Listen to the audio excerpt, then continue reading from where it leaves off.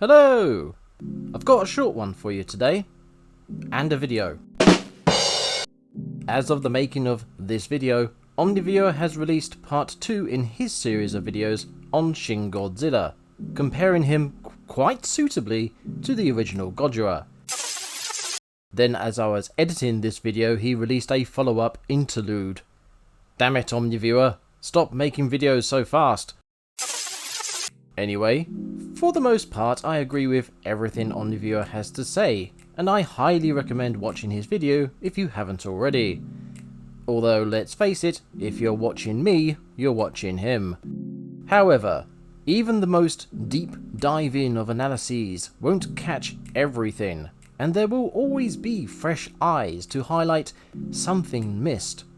Oh hey, what's this video by Sea Monster doing here?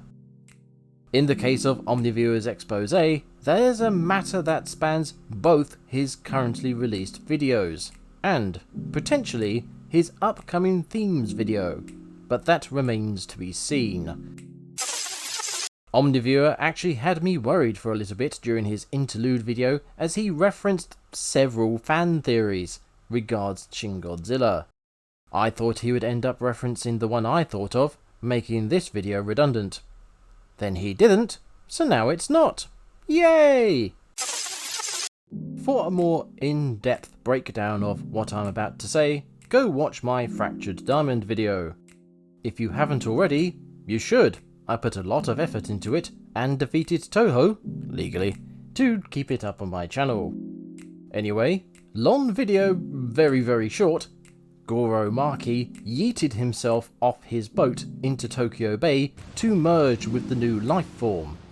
Arguably, his doing so sparks off the first mutation. This then means Goro Maki, or whatever is left of him, is now part of Godzilla, and is to some degree operating him like a flesh mech. With this in mind, we can now answer several nagging questions. Why did Godzilla appear at this point in time? Because Goro Maki caused him to happen. Why did Godzilla come ashore? Twice. Because Goro Maki is to some degree directing Godzilla's actions. Why is Godzilla so unemotional and unresponsive? Because Goro Maki is using him like a vehicle and ignoring whatever slaps harmlessly against his vehicle's face. Then there's the Son, who will know. Confirming my belief that real life is badly written, the day before Omniviewer put out a video specifically talking about this Son, someone asked my opinion on it. Honestly, I hadn't really given the Son much thought. As Omniviewer points out, the lyrics are difficult to understand on their own, but when placed in context of the scene, you now have spoken dialogue and blaring sound effects thrown into the audio mix. These render the lyrics largely inaudible and basically incomprehensible. However, looking up the lyrics of Who Will Know was quite enlightening. I've been told that the song is sung from Godzilla's perspective, and apparently is about Godzilla wanting to die. I have to say, I don't agree with that last part. Purely in terms of what we see in the film, Godzilla looks very concerned with staying alive. In terms of the lyrics, the song sounds very woeful about dying, and defiant in the face of it, especially the bit about a shaft of light preventing his death.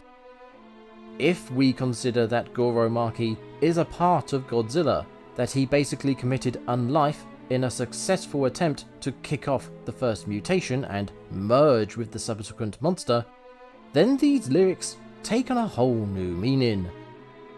The contrasting vocals could represent Maki's suicidal sorrow over the death of his wife and failure to prevent more radiation-related deaths, and his burning anger over those he deems responsible for them. It could also be the conflicting animal and human minds, the focused man being overridden by the base animal when in danger. With this one simple perspective on how the film starts, a whole new set of possibilities opens up. But for all these extra little details and assumptions and whatnot, Omniviewer hit the nail on the head with this line.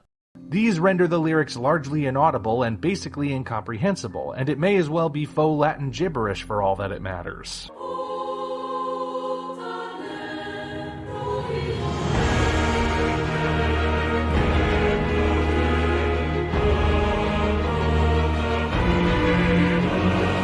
I have no idea how much Omniviewer knows about From Software's games, but everything I just went over really does remind me of them. Dark, thematic, lore-filled, backstory-heavy media that, by contrast, provides very shallow experiences for their audiences. All the little references to Goromaki being part of the monster attacking Tokyo is cool and all, and the music possibly expressing Maki's conflicting thoughts and emotional states is a very sneaky, subtle move. But the end result for viewers is the same regardless of whether all these possible subtexts are actually there or not. The other characters in the film are still incredibly shallow, bar one or two, and Godzilla could still quite easily be replaced with a walking Buddha statue. The only real tangible effect this information has is adding a darker side to the phrase Goromaki left behind. But then that phrase doesn't really get translated very well in the film, to the point people using it as a philosophy nearly kill half of Tokyo. Again, Fractured Diamond will explain all of that. These insights explain why Godzilla is a walking block of stone, but that doesn't stop Godzilla from being a walking block of stone. And pointing out how the lyrics of a song could actually mean something else doesn't make the song any more audible or understandable in the film. As Omniviewer himself said, I will always say King of the Monsters did it better. when you watch King of the Monsters, you enjoy the experience of seeing the adventure play out. When you start thinking about this detail or that detail, you re-watch the film and see things in a different light, and enjoy it that much more. Then you get someone like me coming along and pointing things out like the Russell Coleman arc, and you enjoy it even more again. Godzilla King of the Monsters is very well written, and sprinkled with lots of lovely little details to discover. By contrast, Shin Godzilla wears everything on its sleeve, so there is no additional enjoyment to be had. If anything, looking at it too hard can make it worse. That's literally what happened with Fractured Diamond, by the way. It was originally going to be called Close to Greatness. Then, as I got further and further into my examination, I went from casually praising the film to tearing my hair out over the lack of sense it made. It really does hurt me to know people can call King of the Monsters bad and Shin Godzilla good. In fact, I'll go a step further. I'll never understand how supposed Godzilla fans can complain about King of the Monsters barely having Godzilla in it, then turn around and praise Shin Godzilla when Godzilla isn't even in the film. I really need to make that champagne video. Oh, and one more thing before I go. I'm also kind of annoyed that Shin not only failed to give Godzilla his own distinct roar, but that it got the two recycled roars it did use mixed up. I kind of feel like the OG roar would have worked much better if it came out of the fourth form. I can see why they did it this way, as the changing forms have been a representative progression of Godzilla through the years, amongst other things. However, I still think they should have been the other way around. The higher pitched roar sounds more like a scream that would have fit in nicely with the pained depiction of the smaller forms. The deeper roar sounds more menacing, which would have fit well with the larger, more imposing form.